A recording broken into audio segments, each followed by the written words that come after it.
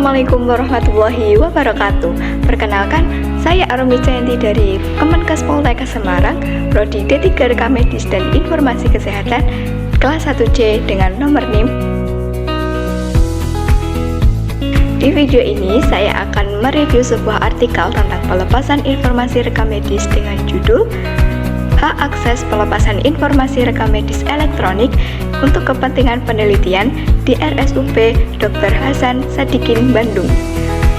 Transformasi digital pada rekam medis manual terjadi seiring dengan adanya peraturan terbaru yang mewajibkan seluruh fasilitas pelayanan kesehatan untuk menyelenggarakan rekam medis secara elektronik. Penyelenggaraan rekam medis elektronik mulai dilakukan sejak pasien masuk hingga pasien dinyatakan pulang, dirujuk, atau bahkan meninggal dunia. Penerapan rekam medis elektronik dapat meningkatkan aksesibilitas informasi pasien, kemudahan dalam hal pelaporan dan penelitian, data pasien lebih mudah dibaca, serta meminimalisir adanya data yang hilang.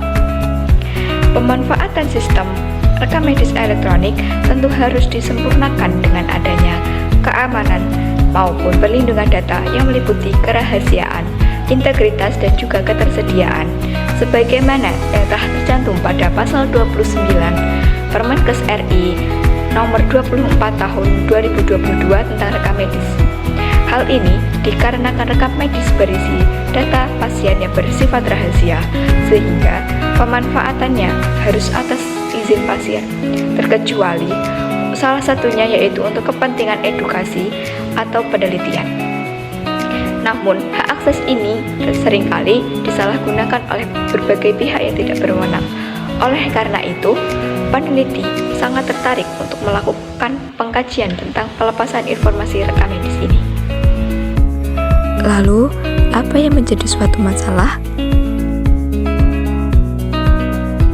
Masalah yang pertama yaitu kebijakan berupa SPO belum dibuat mengenai cara mengatasi maupun menindaklanjuti kebocoran informasi rekam medis pasien. Masalah yang kedua, tahapan alur prosedur yang tertera dalam SPO peminjaman RME memiliki sedikit perbedaan dengan Kathleen L. and Shirley M. tahun 2010 dan teori Sugihat et al. Tahun 2022. Ketiga, informasi yang tidak tersedia saat diakses dan jaringan atau server yang tidak stabil sehingga menghambat kerja petugas serta peneliti saat mengakses informasi. Kebijakan yang telah ditetapkan tersebut juga memuat kontrol akses berupa prosedur login dengan menggunakan username dan password, dan juga melakukan hak akses selama 1 kali 24 jam. Alur prosedur hak akses pelepasan informasi rekam medis elektronik atau SPO dengan nomor 10-1-1-11.1-14-0021 tentang peminjaman rekam medis elektronik.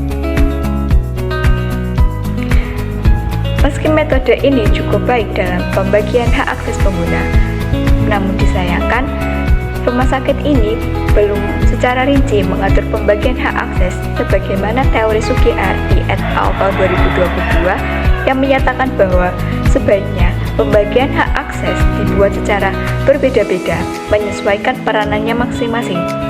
Hal ini bertujuan untuk menghindari resiko serta ancaman terhadap kerahasiaan data pasien.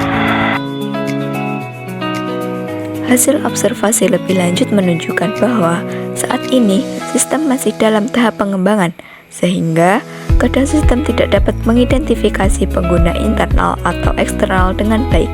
Akibatnya, pihak eksternal dapat mengakses fitur yang tidak semestinya dapat diakses seperti mengupload berkas pasien, melihat daftar kunjungan berbagai pasien poliklinik, riwayat kunjungan pasien di luar permohonan pembukaan yang diminta, dan dapat mengisi laman pengkajian ulang, formulir konsul, serta formulir monitoring nyeri, bahkan dapat melihat identitas pasien tanpa disamarkan.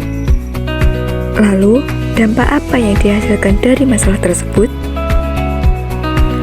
Yang pertama, dampak terhadap pasienkes, yaitu kebocoran informasi rekam medis pasien. Yang kedua, dampak terhadap SDM kesehatan. tidak semua petugas rekam medis mampu dan mengerti tentang proses pemberian hak akses rekam medis untuk penelitian karena alur prosedur yang belum dibuat secara terpisah antara pihak internal dan juga eksternal. Yang ketiga, dampak terhadap masyarakat.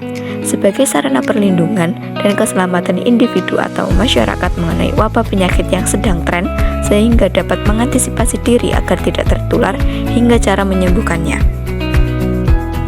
Bagaimana penyelesaiannya? Solusi yang pertama, perlu dibuatkannya SPO untuk pencegahan risiko serta ancaman terhadap kerahasiaan data pasien agar terhindar dari ancaman kebocoran data pasien. Kedua, alur prosedur perlu dilakukan evaluasi agar dibuat secara terpisah bagi pihak internal maupun eksternal untuk memastikan kesesuaian serta kecukupan informasi dan sebagai upaya untuk menghindari penyalahgunaan hak akses. Ketiga, pelatihan untuk seluruh petugas penyimpanan mengenai prosedur pemberian hak akses pelepasan informasi rekam medis elektronik perlu dilakukan secara merata. Demikian yang dapat saya sampaikan. Kurang lebihnya mohon maaf. Wassalamualaikum warahmatullahi wabarakatuh.